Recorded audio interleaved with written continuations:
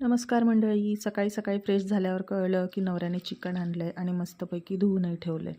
मग काय तर घेतले थोडे कांदे, त्यांना छान बारीक चिरलं. काही कांदे उभे चिरले, पण जेवढं नवऱ्याने रडवलं नसेल तेवढं या कांद्यांनी मला रडवलं आहे.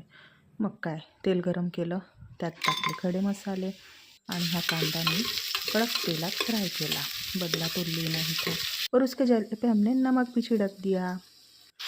यात टाकलं धुतलेलं चिकन.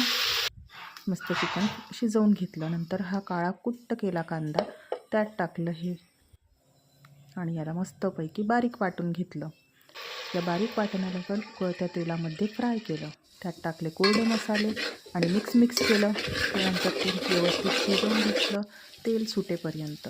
तेल सुटल्यावर त्यात टाकलं शिजवलेलं चिकन आणि मस्तपैकी उकळी घेतली.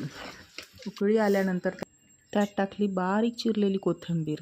मस्त तर्री आली आहे भाजी.